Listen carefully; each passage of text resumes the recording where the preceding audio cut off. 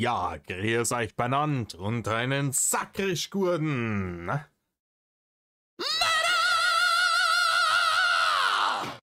Jetzt Kasperl. Mal hier, jetzt lauter machen hier. Mach mal lauter. Ja, Louis. Wir sind leider Gottes immer noch im Reich der kernbehinderten Anime-Schwaflerei. Und das geht jetzt hier auch noch ein wenig so weiter. Ich hoffe, dass da Fleisch dran ist. Im Notfall, ihr kennt mich. Ne? Da machen wir den üblichen, ich höre das in zweifacher Geschwindigkeit durch und setze dann ein in den Szenen,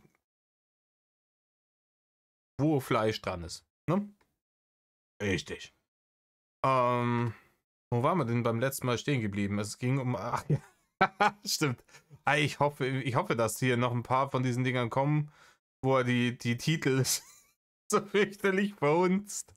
Da hatte ich sehr viel Freude dran. Also, muss ich sagen, da hatte ich wirklich sehr viel Freude dran. Ich schaue jetzt im Übrigen aktuell, dass ich wirklich jeden Tag nach der Malochene mich eine Stunde hinsetze und euch ein Video aufnehme. Hallo Ibims, eins Video. Ich werde jetzt täglich aufgenommen, solange der Vorrat reicht. Ne? Und ich sehe zu, ob ich es vielleicht schaffe. Ich habe am Freitag ein bisschen früher Feierabend, am Freitag 2 und am Samstag 2 Videos für euch aufzunehmen, weil meistens ich am Sonntag kein Video aufnehme, weil das mein Family-Tag ist. Ne? Da ist der Tag, wo ich mit meiner besseren Hälfte und den Katzen Zeit verbringen will und an Herrgott und Gurten Mosei lass und da ich brauche einen Tag in der Woche, wo ich nichts machen muss. Und wie wir alle wissen, hier diese Sachen hier aufnehmen, das ist harte Arbeit. Ihr unterschätzt das immer. Und ja. Dann schauen wir einfach mal, was Phase ist, was für tolle Animes er uns jetzt noch empfiehlt. Und an die Anime-Fans unter euch, vielleicht ist ja sogar was für euch dabei. Ne?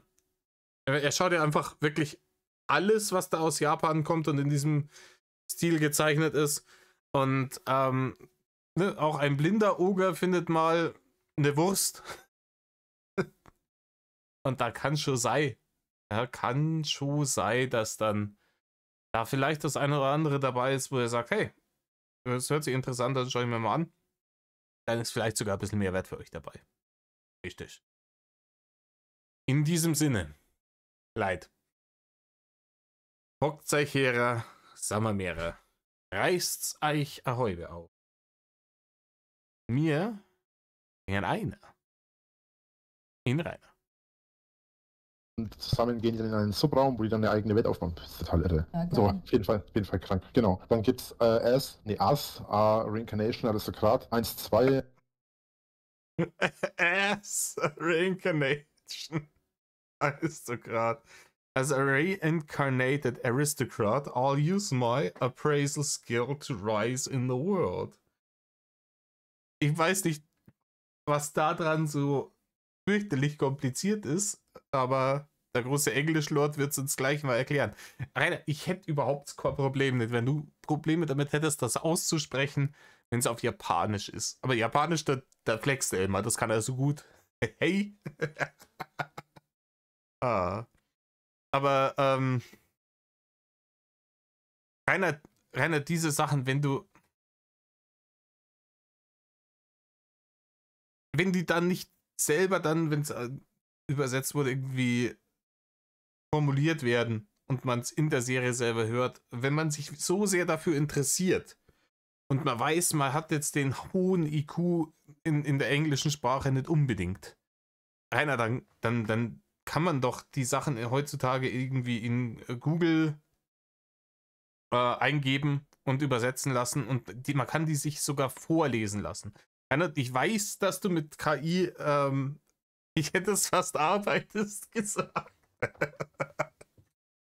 Ja, nee, nicht wirklich. Also, dass du KI nutzt und auch eine KI ist dafür fürchterlich gut geeignet, dass du sagst, hey, ChatGPT, lies mir mal bitte diesen Titel vor. Ich bin in Hagel glauben und weiß nicht, wie man den ausspricht.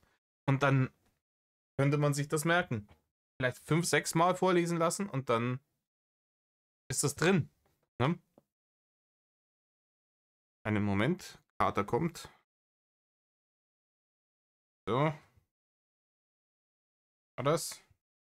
Okay. Kater geparkt auf meinem Schoß. Passt. Nee. Nicht so der Rainer. Wurscht. Ja? Hauptsache es gibt Szenen, wo man irgendwelchen, sagen wir mal, altersmäßig schwer einordnbaren Anime-Charakteren so von hinten ein bisschen unter den Rock schauen kann. Wenn ich das hier rechts sehe, dann ist den Charakter hier rechts mit dem Hexenhut, dann sehe ich schon, dass diese berühmte Anime-Perspektive, wenn die irgendwo hinläuft, so zufällig von schräg unten, sicherlich auch wieder nicht unbedingt, sagen wir mal, ein irrelevanter Faktor dafür ist, dass Rainer diese Serie so feiert. Ne?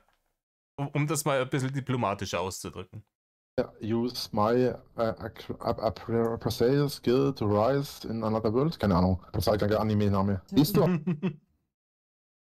Sie haben das so as Reincarnation 1 bis 2 use my aristocrat. Okay. Ja, dafür ist der Titel hier umso kürzer. Given. Und auf was stehe ich was? Stehst du auf Männer, die knutschen?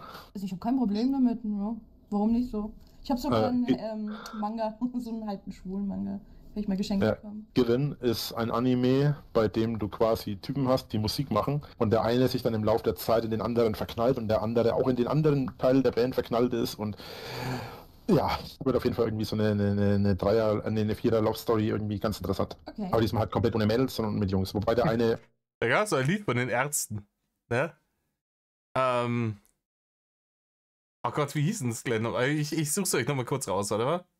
Eigentlich, Rock Rendezvous heißt es. Ne? Leute, wenn ihr solche Stories in lustig und originell haben wollt, ne? Rock Rendezvous von den Ärzten, kann ich nur empfehlen, großartiges Lied. I lolled a lot. Von der Band auch auf Mädels steht und sich auch mit Mädels trifft, aber irgendwie, keine Ahnung, auf jeden Fall ganz interessant auch. Hat auch viel mit Musik zu tun. Oh ja. Ja, im Übrigen, ich habe jetzt heute, normalerweise trinke ich mein zuverlässiges Oettinger Helles, das ist mein Haus- und Hofbier, und auf das lasse ich nichts kommen. Bin immer noch der Meinung, unter den großen Brauereien ist das das Beste, was du kriegen kannst, ne? Vor allem auch preis-leistungsmäßig und ich vertrage es halt auch besser. Ich weiß nicht, ich kann 2 halbe Augustiner trinken und kriege einen Mordschädel davon und beim Oettinger, wenn ich am Abend, am Freitag irgendwie mal abends da hocke und mir meine 4, 5 halbe rein zwitscher, geht es am nächsten Tag einwandfrei. Mag bei jedem anders sein, aber es ist vor allem auch geschmacklich, nehmen sich die ganzen großen Brauereien, Augustiner, Paulaner, Hacker, Oettinger etc., die nehmen sich nicht so viel geschmacklich, dass es diesen enormen Preisunterschied rechtfertigen würde. Wirklich an alle Leute, die gerne mal zu abends, zum Feierabend 1, 2 halbe zwitschern, kann ich es empfehlen. Aber heute habe ich ein gutes altbayerisches Dunkel. Und ich trinke selten dunkles Bier, aber das ist gut. Ja, das ist nicht von Oettinger, aber ich sage euch nicht, von wem es ist. Mit Musik ist sowieso nice. Dann haben wir Shikimori's Not Just a Cute. Das ist natürlich cute Anime, auch Love Story technisch. Dann haben wir More 10 a Married Couple oder Trouble, keine Ahnung. But Not Lovers. Da geht es um eine Schule, in der... Wahrscheinlich a Married Couple, but not Lovers. Das ist ein bisschen dann wahrscheinlich wie Married with Children irgendwie, oder? In Deutschland hieß das eine schrecklich nette Familie. Al Bundy, Paul Kai. Was 4 Touchdowns oder waren es 5 in einem Game? Ganz ehrlich, ich bin so froh, dass ich in einer Zeit aufgewachsen bin, in der in der es noch Dinge gab wie eine schrecklich nette Familie. Heutzutage absolut undenkbar, dass sowas veröffentlicht wird. Zitat Al Bundy, es ist falsch, Franzose zu sein. Großartig. Ganz großartiges Ding. Zwei Schüler, ein Junge und ein Mädchen, in einer Wohnung leben und eine Art auf Paar, auf Familie machen. Das ist so eine Art Programm von den Japanern in ihrer Schule da, wo sie die Leute auf die zukünftige Hochzeit vorbereiten wollen. Und die bekommen Punkte dafür und so weiter. Punkte? Wie Punkte? Ja, Punkte für ihr Verhalten innerhalb der Beziehung, innerhalb der Wohnung. So ist auch ganz witzig aufgebaut. Und die wollen natürlich, und das wird alles zufällig ausgewählt. Also kommen zwei zusammen, die gar nicht zusammen wollen, die aber witzigerweise wieder jeweils zu einem wollen, sie zu einem Typen und er zu einem Mädel, die wiederum zusammen in einer Gruppe sind. Das ist total bescheuert. So, dann haben wir A Couple of Cuckoos. Was? A Couple. Ganz ehrlich, a couple, wahrscheinlich, Rainer? A couple, a couple. Ich finde, das hört sich irgendwie noch räudiger an, wie diese ganzen Reality-Trash-TV-Sachen, ne? Love Island, diesen ganzen Bullshit. Ja? Das hört sich noch beschissener an. Weißt du, wie sich das für mich anhört?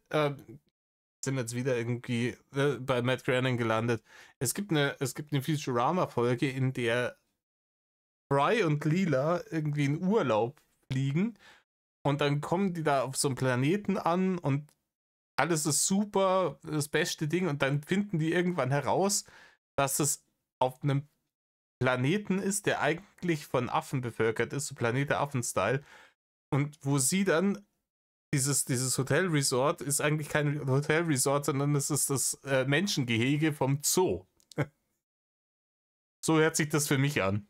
Couple, keine Ahnung, also wie wird das ausgesprochen? C-O-U-P-L-E. Couple? Keine Ahnung. Ich hätte jetzt Couple gesagt, oder? Couple, Ja, ich hätte jetzt auch Couple gesagt, ha? Kann auch sein, A Couple of Cuckoos. Ja, im Prinzip halt, Ja, a couple of Cuckoos. Cuckoos, ja, also im Prinzip sind ein Junge und ein Mädchen werden im Krankenhaus vertauscht. Der Junge, der eigentlich in einer reichen Familie hätte aufwachsen müssen, wächst in einer armen Familie auf, und das Mädchen, das in einer armen Familie hätte aufwachsen müssen, wächst in einer reichen Familie auf. Ja, keine Ahnung, ja, die Story ist auch so alt. Die hat einen Bart. Der Mann mit der eisernen Maske war auch so ein Ding, oder?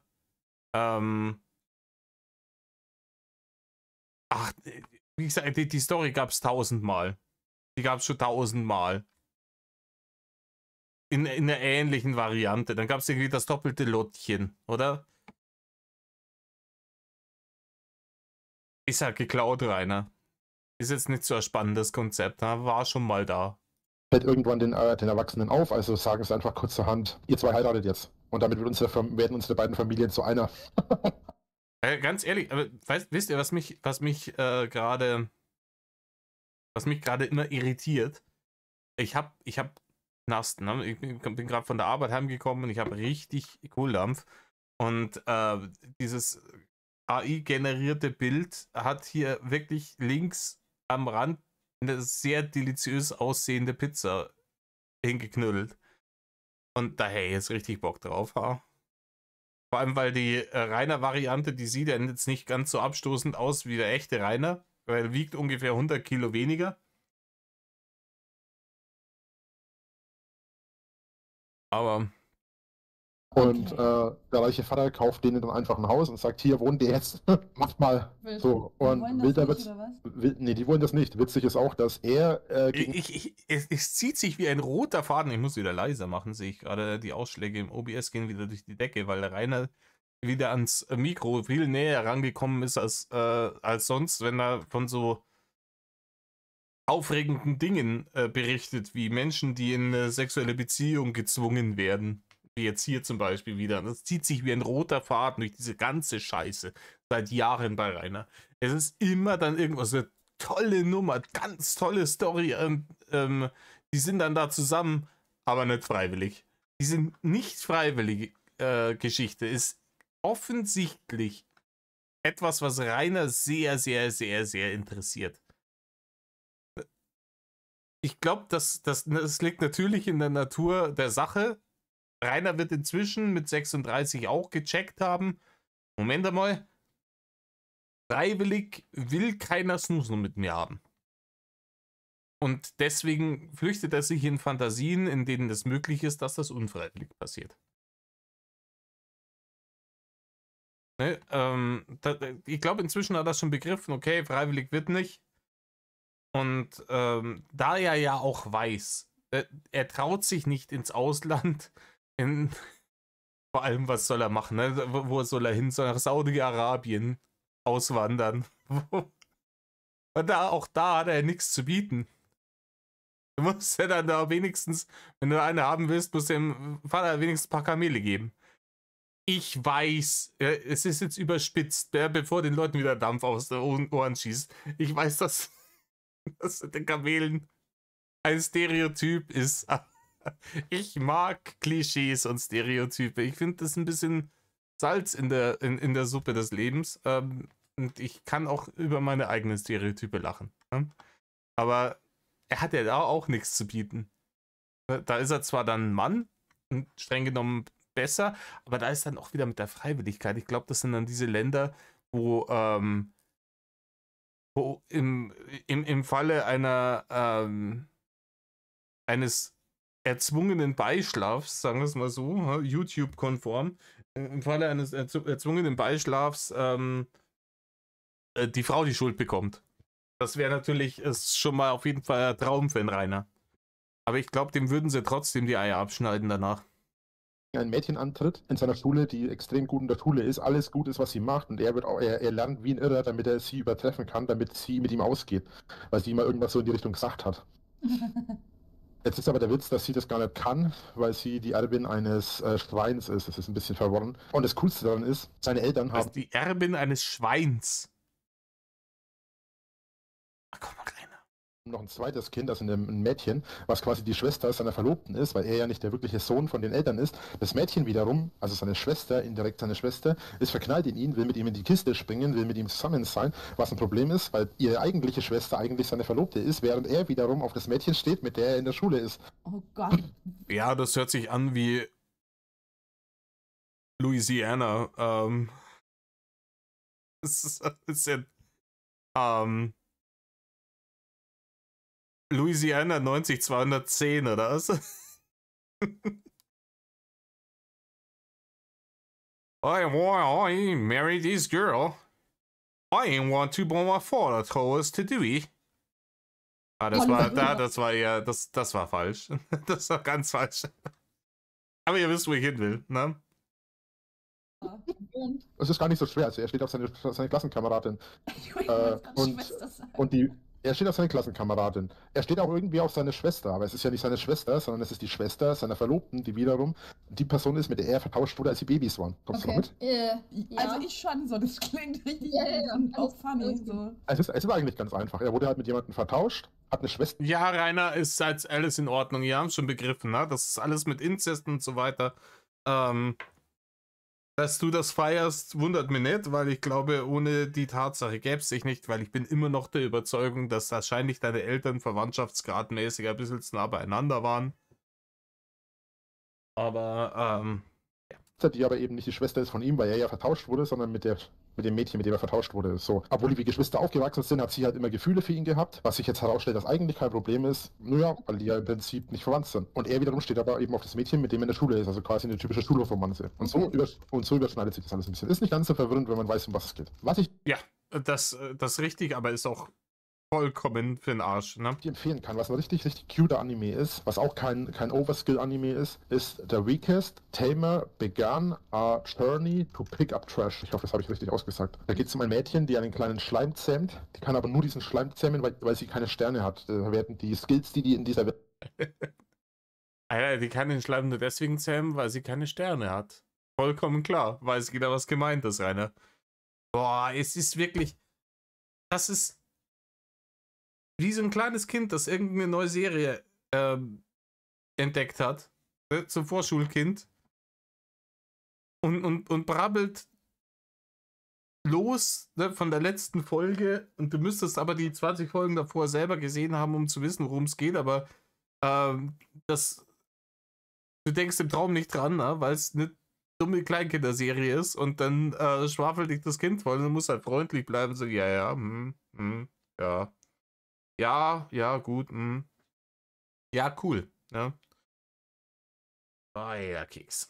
Welt haben, werden nach Sterne bemessen, 1 bis 3. Und sie ist eine Sternenlose, soll eigentlich verfolgt und getötet werden. Ein bisschen tricky das Ganze. Auf jeden Fall ist sie in Wirklichkeit eigentlich sehr stark, das weiß sie aber nicht. Und richtig stark ist sie eigentlich auch nicht, sie ist eigentlich wirklich schwach, aber sie hat sich halt einfach durch ihr Überleben einfach stärker gemacht, sozusagen. So, ein super süßer Anime.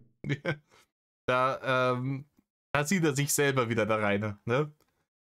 Das ist die Stärke, die es braucht, oder auch nicht Ambivalenz. Bei Rainer, der kommt immer ganz darauf an, auf die Lügenstory, die er gerade erzählt, und auf das Gefühl, das er beim Gegenüber gerade erwecken will. Also entweder ist er der harte Mann, der nichts an sich ranlässt, ne, und der die Stärke hat, die es braucht, oder er ist das arme Opfer, das so geärgert wird von den ganzen bösen Haters, alle im Internet, ne? Und den das so sehr belastet. Das kann sich manchmal innerhalb von ein paar Sekunden ändern.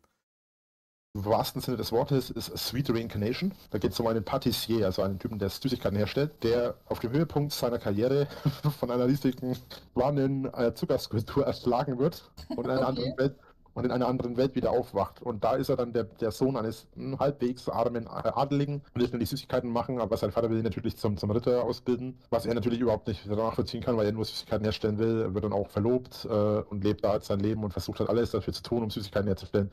Ja, kann auch so wahrscheinlich geklaut von Willy Wonka. Was dafür sorgt, dass er eigentlich auch zu einem richtig starken Kämpfer wird, weil er halt eigentlich keine Wahl hat. Aber er will eigentlich nur in der Küche stehen und kochen.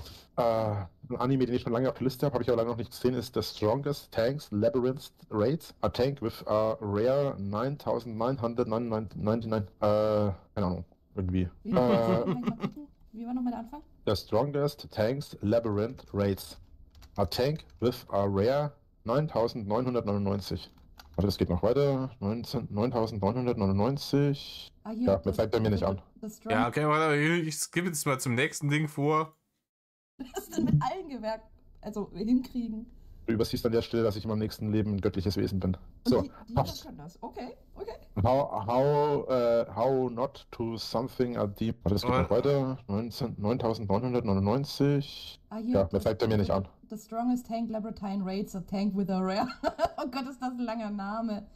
9999 Resistance Skill. Das ist der Anime-Titel. Ach du Heilige. Oh mein Gott. Es gibt längere. So, natürlich darf nicht fehlen My Hero Academia. Ja, der ist auch gut. Was nicht fehlen darf, ist Fairy Tail 100 Jahre Quest. Fairy Tail habe ich noch gar nicht angeguckt. Ja, ist ein bisschen tricky. Ich würde dir auf jeden Fall empfehlen, schau dir Fairy Tail an, bevor du dir die 100 Jahre Quest anstehst, sonst kennst du die ganzen Charaktere ja nicht. Ja. So, Demon Slayer, Kametsu no Yaibo, also im Prinzip Demon Slayer. So. Ein Anime, der auch schon ewig alt ist, ist In Another World with My Smartphone. Das ist auch irgendwie so ein dicker Harem-Anime, wo der Typ am Ende irgendwie 15 Frauen hat oder so. Ja, in so einer Welt würde ja, oh, jetzt kommt's, ne? Ich hab's schon gehört, in so einer Welt würde ich auch, ich hätte es gerade gesagt, ne? Das ist der Grund, warum Rainer auf die Idee gekommen ist, sein eigenes Universum zu bauen, ne? ich auch gerne leben. Naja, vielleicht in meinem nächsten Leben, in meinem Universum, mal gucken. Mit 5 There we go. Eine Frau, am besten eine Frau aus jeder Rasse, das wär's doch. Aber Rainer Spezies. Gern geschehen. wir haben vorher schon geredet, dass ein Dreier schon in Arbeit ausartet. Wie willst du das denn mit allen Gewerk hinkriegen? Du übersiehst an der Stelle, dass ich in meinem nächsten Leben ein göttliches Wesen bin. So. Ja, das höchste Wesen. Er ist das höchste Wesen. Er kann alle Frauen gleichzeitig beschlafen. Zweimal. Ja? Rainer ist einfach in seinem nächsten Leben Chuck Norris aus den Chuck Norris-Witzen.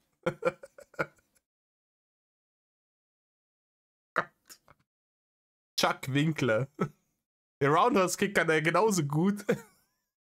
An die Leute, die es nicht glauben, geht's ein Drachenlord Juno Roundhouse-Kick. Irgendwo findet ihr das. Geht es bei Google ein, ne, und sucht nach Videos. Ihr werdet es sehen. Wie gesagt, ey, Lachflat ist ein Typ, der ist mir auch grundunsympathisch von seiner ganzen Art her, weil das wirklich, glaube ich, ein Bully ist. Ne? Weil der Typ wirklich, glaube ich, einfach ein Arschloch ist. Von meiner bescheidenen Erfahrung, die ich mit Arschlöchern habe, machen müssen im Laufe meines Lebens, würde ich den als solches einschätzen. Aber das war legendär einfach, wo Rainer eben erzählt hat, er macht hier die Roundhouse-Kicks. Oh, an der Zahncouch, Digga. Wie man sich so zu Obst machen kann, ist mir bis heute unbegreiflich einfach. Die können das. Okay. How not to something a demon lord. Auch unter anderem. How not to something a demon lord.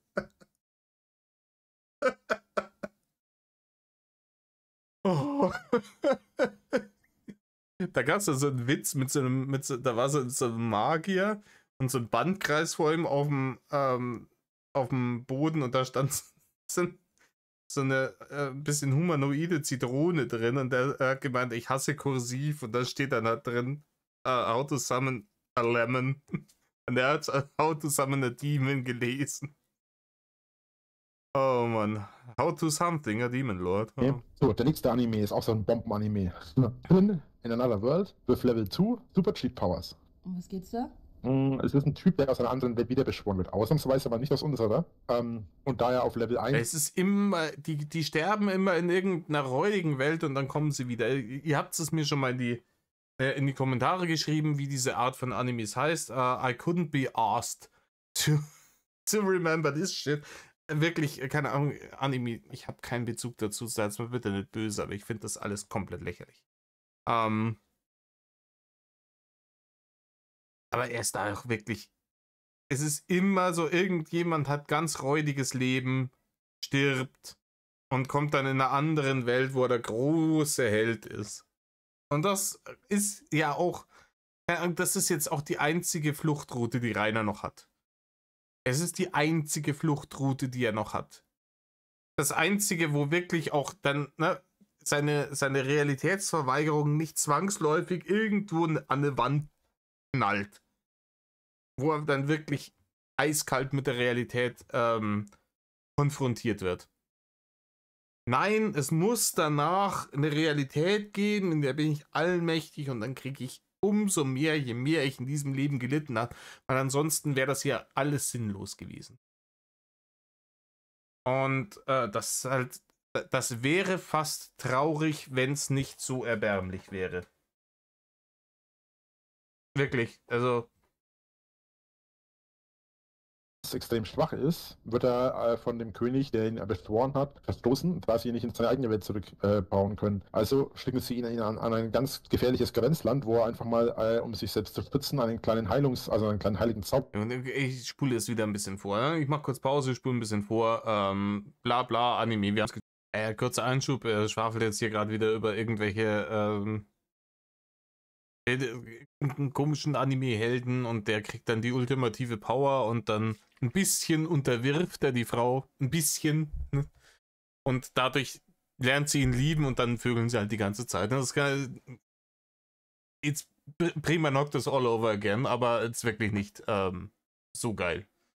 Okay, also wir hatten jetzt in diesem ganzen Anime-Gelumpe, es ist alles schon da gewesen, sogar alles schon da gewesen in diesen Leaks. Es geht wieder um Goblins, es geht wieder um Unfreiwilligen Snoo, es geht wieder um Leute, die in irgendeiner anderen Welt aufwachen und auf einmal übermenschliche Kräfte haben und allmächtig sind.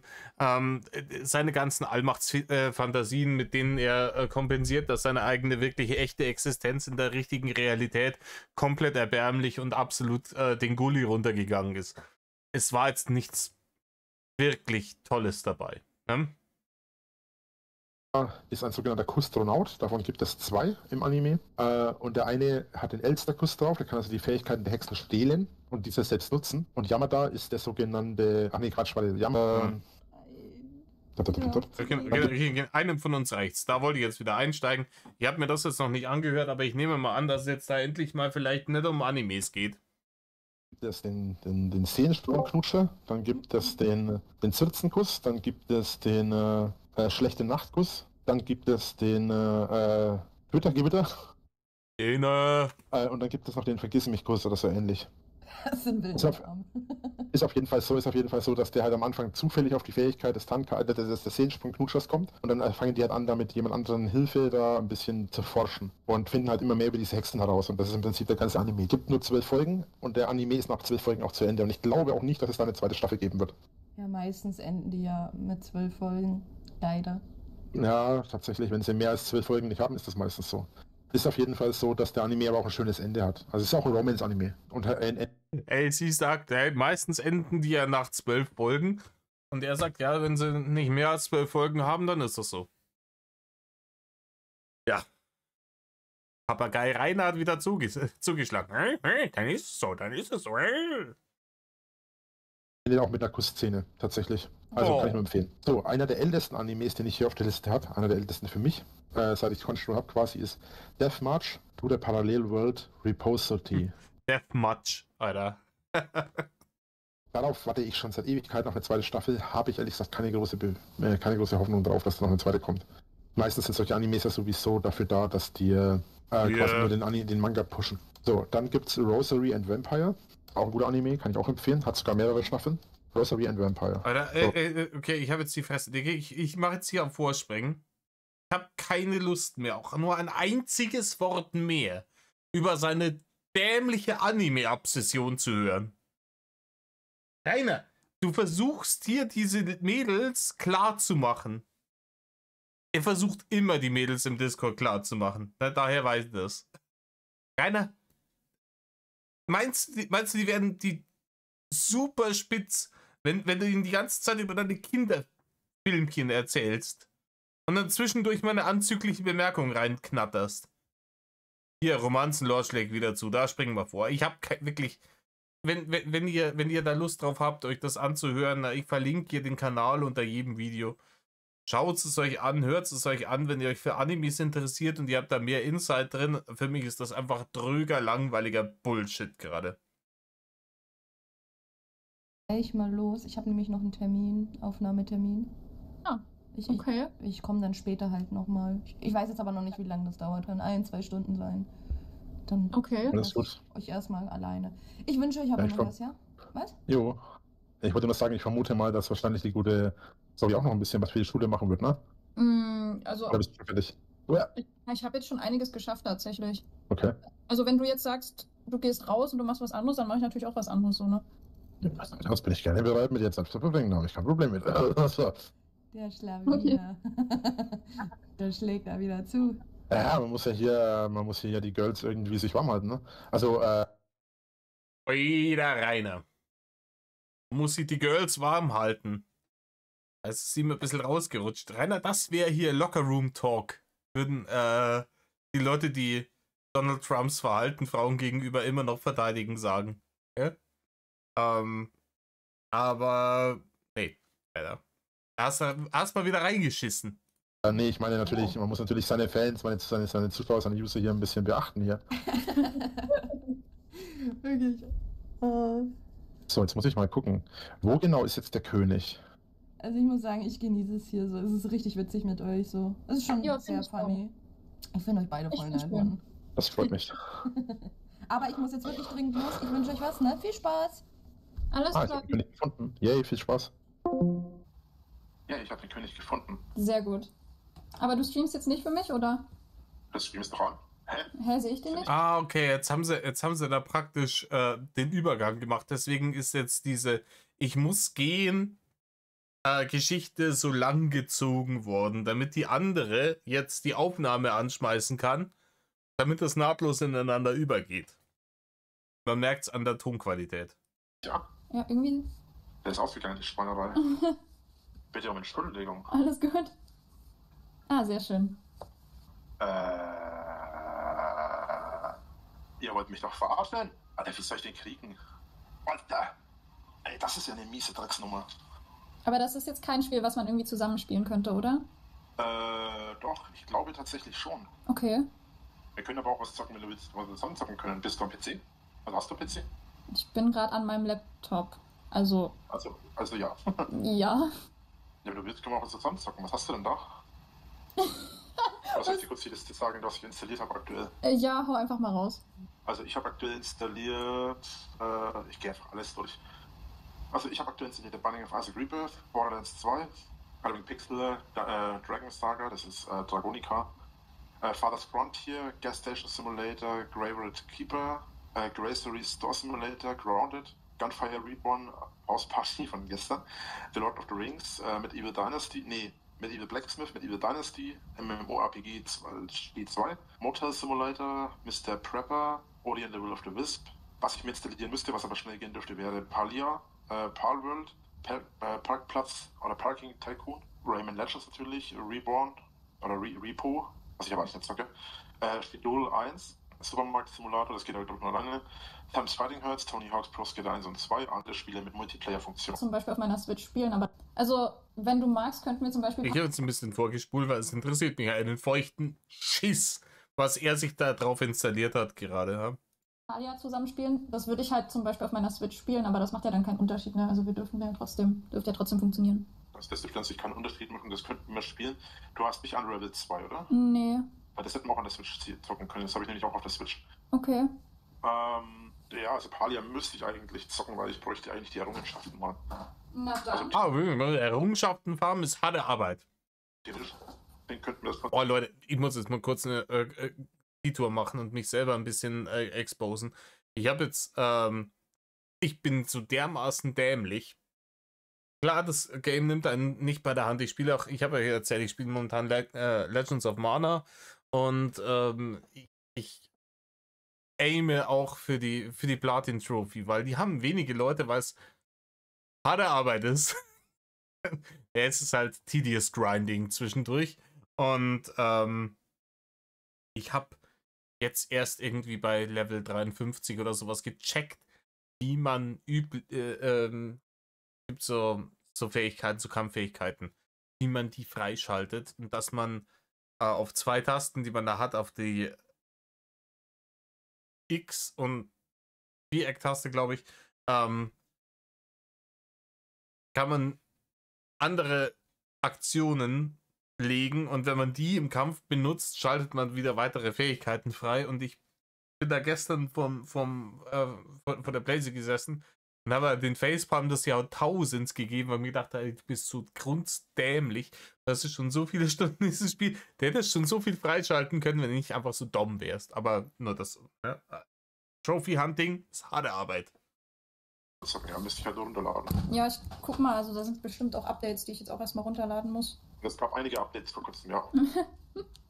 Ja, mal schauen, wie lange das jetzt dauern soll. Ich mach das gleich mal. So lange dauern dürfte es nicht, weil das Spiel selber hat nicht viel. Okay, hat 15,2 Gigabyte. Das ist zwar nicht viel, aber doch ordentlich. Hier, Anime Gelaber und Jobcenter ist der Titel von dem Ding. Jobcenter sind die letzten 2 Minuten, Digga. Und da gehen wir jetzt auch hin. Dauert auf jeden Fall so ein bisschen, da kann ich noch zocken. Ich frage mich jetzt gerade, wie ich den Typen da runterkriegen soll. Es hat bei mir ein bisschen andere Gründe, warum ich kein... Okay. Also im Monat ist ja geschafft. Also ja, kann ich mir gut vorstellen. Die hat 35 € gekostet für 12 Monate. Ja, das kann sein. Aber das Geld habe ich halt trotzdem im Moment nicht. Ja. Der Rainer hat keine 35 € für die, ich nehme jetzt mal an, hier Nintendo Plus Switch Mitgliedschaft, dass er online auch spielen kann. Fürs Jahr. Das hat er nicht. Aber das sind 3 € im Monat. Give or take. Das hat er nicht. Der Mann hat erzählt, er ist Fugu essen gegangen. Also, wo ich sagen muss, sogar wenn das nicht verboten wäre in Deutschland, da wo es erlaubt ist in Japan, ist das abartig teuer.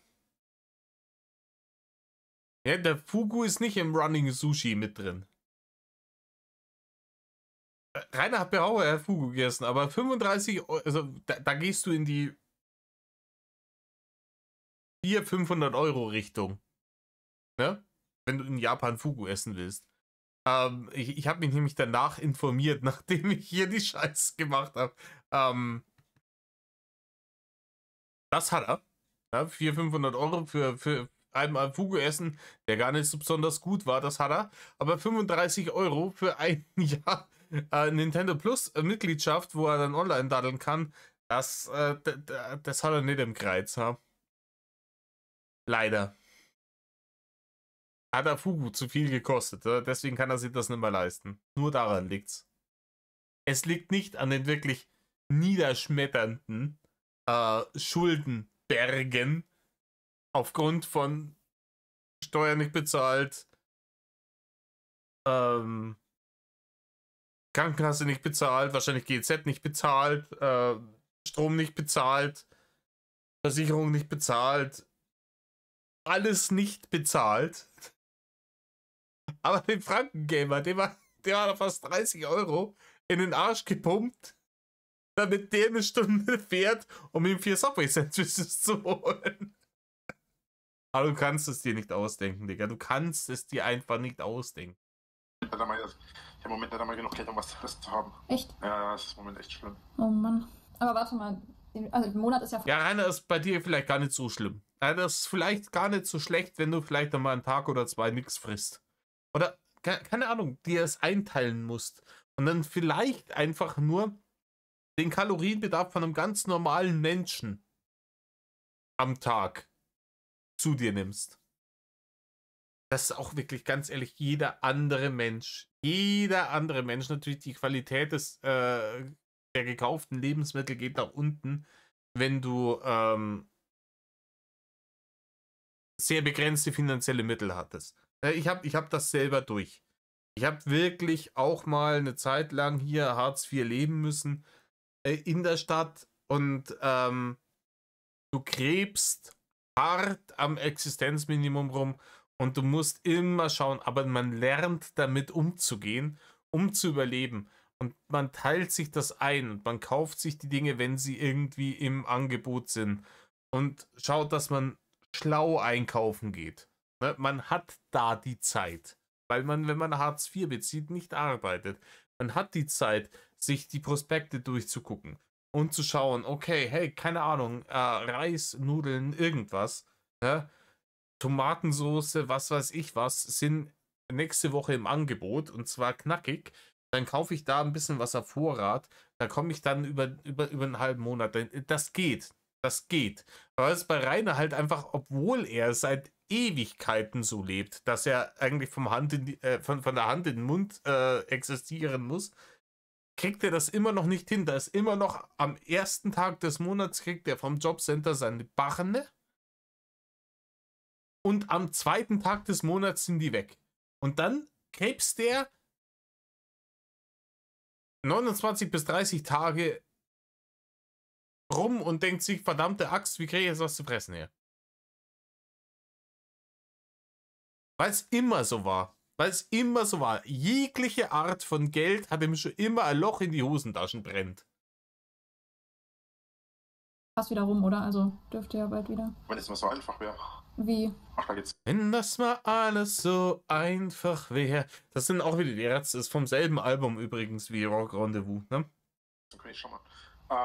Ja, es hat bei mir ein bisschen andere Gründe, warum ich keine Kohle habe, weil das Jobcenter zahlt im Moment nicht. Die weigern sich, obwohl es eigentlich Schwachsinn ist, aber gut. Nee, Rainer ist überhaupt nicht Schwachsinn. Rainer, das ist überhaupt nicht Schwachsinn. Ich bin ein linksliberaler Mensch. Und ich bin der Meinung, wenn wir müssen alle mitnehmen und jeder muss seinen Teil dazu beitragen. Und die breiten Schultern, gerade so Millionäre und Milliardäre, müssten eigentlich mehr von der Last tragen. Und die Leute, die viel arbeiten und wenig Geld dafür bekommen, sollten weniger von der Last tragen. Ja, die sollten weniger GZ bezahlen, weniger Sozialabgaben bezahlen, weniger Krankenkasse bezahlen. Und die Leute, die zig Millionen verdienen, sollten dementsprechend mehr bezahlen, damit das fair wird. Wo ich definitiv raus bin aus der Nummer, ist, wenn man ein Haus vererbt bekommt. Ein Haus vererbt bekommt mit dem Grundstück, das da, wo er es vererbt gekriegt hat, alles zusammen sicherlich noch seine 400.000 € wert gewesen wäre. Plus 25.000 € Barne Und das alles innerhalb kürzester Zeit verbrennt und runterkommen lässt, dann die ganze Butze und das ganze Grundstück für einen Spottpreis verscheppert, nur damit man sich ein Pickup kaufen kann, den man dann wiederum 4 Monate später mit 15.000 Euro Verlust wieder verkauft und die Kohle, die man da noch rausgeholt hat, irgendeinem dämlichen Dulli in den Arsch schiebt, damit man in dem seinem Kinderzimmer hausen kann, seine Stühle kaputt machen, sein Gulasch wegfressen und ihn zweimal in der Woche für 100 Euro irgendwie zum Subway-Sandwich fahren, schicken kann. Ne? Wenn dann das Amt sagt, Moment mal, Herr Winkler, Sie waren eigentlich, nebenher kamen noch, habe ich fast vergessen, die wirklich im Vergleich für die Qualität des dargebotenen Contents exorbitanten YouTube-Einnahmen und YouNow-Einnahmen der Jahre davor und noch bis in den August 2022 hinein und dann die Digi-Doggy-Einnahmen und wo er nicht überall gebettelt hat. Und wenn dann eben das Jobcenter sagt, Herr Winkler, Sie haben an der Einnahmenseite in den letzten Jahren so viel gehabt, dass jetzt Ihre eigene Scheißverantwortung ist, dass Sie nichts mehr haben und deswegen kriegen Sie von uns auch nichts mehr. Ne? Könnten ja, Sie sind nicht unverschuldet in dieser Situation. Sie hatten alles, was man sich nur erträumen kann. Ein Eigenheim, einen funktionierenden YouTube-Kanal, auch wenn die Leute ihn gehasst haben. Die haben das alles in die Tonne geworfen, die Kohle beim Fenster rausgeschmissen für Bullshit und dementsprechend kriegen sie jetzt von uns keine Barne mehr. Da bin sogar ich als linksliberaler Mensch so weit, dass ich sage, nee, das ist fair. Das ist fair. Wir müssen nämlich die Leute, mitnehmen, die tatsächlich unverschuldet in diese Situation reingekommen sind. Die vielleicht auch nicht mehr anders können. Wo vielleicht auch irgendeine Krankheit körperlicher oder psychischer Art zugrunde liegt. Oder, keine Ahnung, ja. Die vielleicht eine Abhängigkeit entwickelt haben, was weiß ich. Für diese Leute ist dieses Sozialsystem gedacht. Aber nicht für jemanden, der alles hatte und es einfach beim Fenster rausgeschmissen und verbrannt hat und jetzt sagt, ja, Barne bitte. Bei dem gehört ordentlich aufs Dach geschissen. Und ganz ehrlich, ich befürchte fast, dass er jetzt hier auf hohem Niveau noch jammert, weil die scheiß Mietkosten werden sie ihm wahrscheinlich trotzdem bezahlen. Weil ansonsten hätte Uwe den schon längst vor die Tür gesetzt. Welchen Grund hätte er in Uwe sonst diesen fetten Vollversager weiter in seiner komischen Nazi-Butze zu beherbergen? Ich weiß nicht, welche Erfahrungen ihr mit Nazis gehabt habt, aber es sind jetzt nicht so warmherzige Menschen, die aus reiner Nächstenliebe dann irgendwie die Leute da bei sich unterkommen lassen. Ich nehme mal an, den übertrieben erhöhten Mietpreis, den zahlt das Amt noch und die werden auch nicht auf der Brennsuppen dahergeschwommen sein und die checken schon auch, dass die hier verarscht werden und sagen, ja klar, dann zahlen wir halt 800 Euro für das Zimmer, dafür kriegst du keinen Cent mehr. Keinen Cent mehr. Wir setzen alle möglichen Hebel in Bewegung, alle Möglichkeiten, die wir haben, damit wir dir nicht noch einen Cent mehr bezahlen müssen, weil du ein Parasit dieser Gesellschaft bist.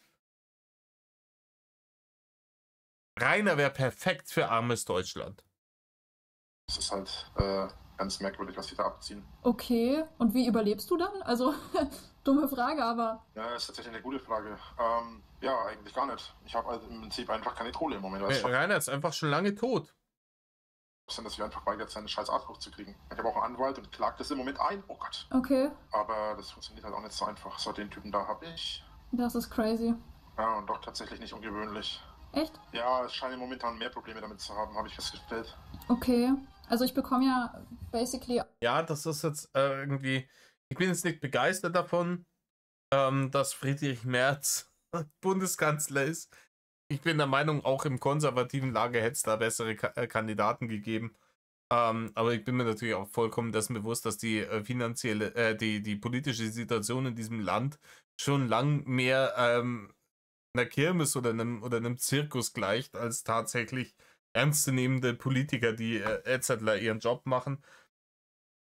Aber da hat er natürlich jetzt reingeschissen. Ne? Da ist er jetzt natürlich richtig gefickt momentan, weil die neue Regierung da wenig Bullshit-Toleranz hat für die Leute, die wirklich einfach nur auf Kosten der Allgemeinheit hier den gesellschaftlichen Bandwurm spielen wollen. Das Problem ist, dass leider Gottes auch die Leute, die unverschuldet in die Scheiße reinkommen, darunter zu leiden haben, dass es Arschlöcher gibt wie dich, Rainer. Auch Geld vom Staat, weil ich beziehe ja BAföG, so, weißt du. Und ich gehe nebenbei noch ein bisschen arbeiten, so viel, wie man halt arbeiten darf, so zusätzlich noch. Aber bisher hat das glücklicherweise immer alles geklappt. Alter, plötzlich. Ja, ich habe das auch noch nie gehabt. Also ich habe in meinem Leben schon viel mit dem Scheiß zu tun gehabt, viel mehr, als ich gerne zugeben würde. Und das kannst du halt eigentlich komplett vergessen. Also ich habe das noch nie erlebt, dass so ein Schwachsinn bei dir rauskommt. Na, dann hoffe ich, dass es bald wieder funktioniert, dass du bald wieder da was kriegst. Ja, so mit uns zwei. Ja, wo sind wir denn jetzt? 50 Minuten. Ja, wir machen noch ein bisschen. Eine Sekunde. Gut, dann gehen wir noch ein bisschen in das nächste Video rein. Das heißt Flirten, Eifersucht und Musik. Und Gott sei Dank sind hier, das ist ja keine Pizza mehr. Das ist eher unappetitlich hier. Ne? Aber es ist, glaube ich, auch weit weniger unappetitlich und deutlich luxuriöser, als es in Reinigs Exilzimmer in Zobis tatsächlich ausschaut. Ne? Und dann, womit fängt es an? Gaming, Geplänkel. Ach, come on! Wollt ihr mich verarschen? Ich mach gleich wieder Pause. Zweifache Geschwindigkeit it is. Okay, hier war es tatsächlich eine interessante Geschichte dabei, deswegen steigen wir da nochmal kurz ein. Na, es geht darum, dass sie macht irgendwas für irgendwelche YouTuber, wahrscheinlich Videobearbeitung. Da hatten wir momentan irgendwie auch wieder das Thema. Ne? Hier Papa Platte, der seine Kater nicht ordentlich bezahlen will, wo ich auch wirklich echt mir gedacht habe, ey, was für ein räudiger Dirnenspross kann man sein, die Leute so krass den Bezug zur Realität verlieren. Ne? Wenn du sagst, hey, du machst einen hohen 6-stelligen Betrag im Monat. Also so viel wie andere Leute der macht im Monat so viel wie andere Leute irgendwie in 20 Jahren nicht machen. Ne? Und ja, erzählt er, seine Mutter hat ihm gesagt, die kümmert sich um seine Finanzen, dass er 60.000 Fixkosten jeden Monat hat. Und anstatt der dann zu sagen, Mutti, komm mal klar, kommen auch 300.000 rein. Da sind 60.000 Fixkosten jetzt nicht so fürchterlich wild, ne? Da bleiben noch 240.000 übrig und nach Steuern sind wir immer noch bei 150.000 Euro. Ne? Das ist immer noch mehr, als die meisten Leute in mehreren Jahren verdienen, ne? Im Monat, das passt schon, hätte ich gesagt gehabt. Ne? Machen dann den Gönjamin und geben den Leuten auch ein bisschen was ab. Die Videos schneiden, wofür ich ja überhaupt null Arbeitsaufwand habe. Und stattdessen versucht man die Leute zu ficken. Das ist halt, und auf der anderen Seite macht man hier den, ey, Digga, alter, cooler, ich bin ja einer von euch, ne, halte ich im Kopf nicht mehr aus. Das ist ein klassisches Ding von Leuten, die zu jung, zu erfolgreich und zu reich wurden und komplett abgehoben sind, den scheiß Bezug zur Realität vergessen haben. Er ist vollkommen wild. Aber, na, kurzer Rage diesbezüglich. Aber jetzt geht's hier mit der Nummer weiter. Also sie arbeitet für irgendwelche Influencer und Rainer geht dann drauf ein. Das wird wild. Hört es euch an. Nein? Nein, nur bei den größeren YouTubern, so zum Beispiel werde ich bezahlt, dann geben die vielleicht mal einen Zehner, wenn du Glück hast. Okay. Ja, bei mir hast du mehr gekriegt, aber die meisten sind einfach geistig. Also vor allem größere YouTuber. Ja, da kommen jetzt mehrere Sachen zusammen. Also erstmal die Lüge, dass er mehr bezahlt hätte. Stimmt nicht, ne? Er hat nie irgendwas bezahlt, wenn die Leute was gemacht haben für ihn, Recherche, Schnitt etc., Dragon Monday, bla bla bla. Das war auch so die Krux beim Rudel damals, ne? Wo er dann versucht hat, den Asok, glaube ich, irgendwie mit so einem Elektrotischgrill abzuspeisen, den er irgendwie über die doppelt über die Amazon-Battle-Liste gekriegt hat für lau. So, das wollte er als Bezahlung anbieten, zum Thema geizig. Rainer gibt immer mit beiden Händen Geld aus, auch wenn es um sich geht, ne? Dass er den Leuten, die ihm seinen scheiß Dragon Monday schneiden, vielleicht einmal 2,50 Mark gegeben hätte, auf die Idee ist er im Leben nicht gekommen. Und dementsprechend ist das natürlich hanebüchener Bullshit. Und dann wird noch ein bisschen nebenher über genau diese großen YouTuber geschimpft, was ja stellenweise auch gerechtfertigt ist. Wie gesagt, man hat ja diese Papa-Platte-Thematik momentan und dann poppen auch immer mehr Leute auf. Die einen vielleicht, weil sie Trittbrettfahrer sind, aber die anderen nehme ich dann schon auch an, dass da genug gibt, die gescammt werden. Und die Abscheu diesen großen YouTubern gegenüber, die rührt halt daher, dass die damals keine Kooperation mit ihm machen wollten. Ja? Ja, angeschrieben, die hat er zugespammt bis zum geht nicht mehr. Also scheißegal, ob das ein Gronk war oder ein Blabli oder ein, wie er nicht heißt, der Dulli da in Madeira. Unge. Und ja, haben wir alle relativ abweisend reagiert auf seine Avancen. Und deswegen hat er die immer noch gefressen. Ja? Natürlich lässt er die jetzt da. Er hätte, natürlich, wenn er da immer gut bezahlt. Wenn er in der Situation wäre, würde er richtig, richtig auf den Tisch legen. Freilich. Kommt jetzt auch an, was du eine größere YouTuber verstehst, aber ich kenne da einige, die da keinen Bock zu zahlen haben, wo ich mir denke, so, Jungs, na, ehrlich. Ich will doch mal ein paar 100 Euro locker machen, verstehe ich nicht. Ja, weil er ja so krass vernetzt ist mit diesen YouTubern. Und vor allem der Satz jetzt, dass sie ein paar 100 Euro locker machen könnten, beweist halt auch wieder ganz deutlich, dass er überhaupt keine Ahnung hat, über welche Größenverhältnisse finanzieller Art, dass wir hier reden. Da geht es nicht um ein paar 100 Euro. Ne?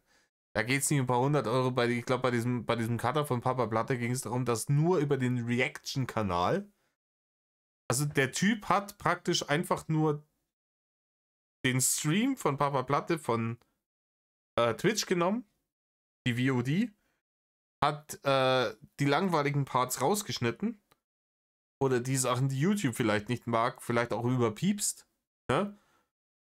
Und das auf YouTube hochgeladen. So, das ist alles, was passiert ist. Das war das komplette Geschäftsmodell. Bestehende VOD runterladen, YouTube-freundlich zusammenschneiden, monetarisiert auf YouTube hochladen, fertig. Und dieser Kanal hat 40.000 im Monat abgeworfen. Und die hatten halt irgendwie so eine 25-75-Regelung so, dass Papa Platte dafür das nichts tut. Weil der hat ja eigentlich die Arbeit und die Entlohnung, das ist jetzt schon abgeschlossen, ne? Er hat auf Twitch gestreamt und hat von Twitch die Barne bereits bekommen. Und der andere macht dann diesen Kanal und das wirft utopische 40.000 im Monat ab. Und dann kriegt der da 30.000 davon fürs absolute Nichtstun und sagt, ja, nee, müssen wir dem anderen hier von seinen 10.000 noch ein paar Prozent abklipsen, weil das ist nicht fair, so dass der so viel verdient für so wenig Arbeit. Das kann ich mit meinem Gewissen nicht vereinbaren, ne? Jemand, der nichts tut, sollte nicht so viel Geld dafür kriegen, ha? Was für ein realitätsfernes Dreckspack diese scheiß deutsche Influencer-Szene ist. Ja? Genug Kohle habt ihr doch. Aber ich habe erst nochmal gesagt, diese ganzen Idioten sind alle ganz arrogante kleine Bastarde. Ja, manche. Also es kommt. Ich kenne halt genug von denen. Ja, gut, also. Die kennen da alle ganz gut, mit denen hat er alle schon ein paar Häube im Roten Herz getrunken. So richtig kennen tue ich halt keinen. So, man hat halt ein kleines, kurzes Arbeitsverhältnis, so geben dir den Auftrag, du machst das und dann tschüss, ne? Also so mit Reden, Treffen oder sowas ist da halt nichts dabei. Das wird auch nie arbeiten für die. Ja, aber ich kenne die ja. Weißt du, das habe ich gemeint. Ich kenne ja genug von denen. Und Rainer, du kennst einen Scheiß. Du kennst eine Handvoll von den Leuten, die du damals in Köln getroffen hast, bei diesem Ding, World of Warcraft-Ding, wo sie sich eingeladen haben, wo sie sich später rausgeschnitten haben, um Code-Mieters zu vermeiden. Da hast du dich mit 2, 3 Leuten mal unterhalten und du hast behauptet, wer war es, Unge oder war es Alblabli? Irgendeiner von denen wäre angeblich vor dir nach Japan geflüchtet. Vollkommen irre. Nee, da hast du dich vielleicht nur mit ein paar Leuten unterhalten, aber ansonsten, den Wolter-Bengel, dem hast du auch noch, ne? Aber das hat dem auch nicht sonderlich gut getan. Ja, du kennst einen Scheiß. Ja, du hast einen Gronk damals zugespammt auf Instagram, bis der gesagt hat, hör auf mich zuzuspammen, ich werde mit dir nichts machen, lass mich in Ruhe. Ja, nicht wenige, die ich kenne. Und auch nicht gerade, kleine, oh Gott, ich bin tot. Hast du dich dann auch schon mit denen getroffen und so? Getroffen ein paar, ja. Ah, okay. Weiß nicht, die scheinen immer so nett zu sein. Aber naja, ist halt Ja, im klar, Internet so. klar, Ist halt eine Rolle. das ist, klar sind die nett, wenn sie in ihrer Rolle sind, weil sie da die Möglichkeit haben müssen, nett zu sein, weil sie sonst keine Kohle mehr verdienen würden. Okay, jetzt bin ich gerade. Ich glaube, ein paar Leute gibt es schon, zum Beispiel, keine Ahnung, Gronk. Ich glaube, der ist schon cool. Ne? Da wäre ich wirklich überrascht, wenn jetzt auf einmal ein Skandal rauskommt, ja, der bescheißt seine Cutter oder sonst irgendwas. Da gibt es wenige Leute, von denen ich wirklich glaube, okay, natürlich ist der Großteil von denen ist fake wie Fick und da wird gehustelt und gehustelt und gehustelt. Ohne Rücksicht auf Verluste. Natürlich ist das eine absolut herbe Ellbogengesellschaft, diese ganze deutsche Influencer-Szene. Das siehst du ja auch daran, dass wenn gerade wieder irgendein Loch ist, wo es nichts anderes gibt, worüber man schwadronieren kann, dann gibt es immer wieder ein Opferlamm. Dann wird von einem immer wieder der Dreck rausgezogen. Und die werden natürlich zurecht gebasht, diese Leute, ne? Wenn es jetzt eine Lehrenfrau ist oder wie sie nicht alle heißen, die richtig, richtig Dreck am Stecken haben, die Scheiße gebaut haben. Aber braucht man nicht denken, dass die anderen Leute aus dieser Szene irgendwie weniger Dreck am Stecken haben. So, da wird halt dann einer gepackt, der das leichteste Opfer ist, der kommt aufs Schafott, damit man wieder ein paar Monate Content hat, bis mal wieder was Interessantes passiert.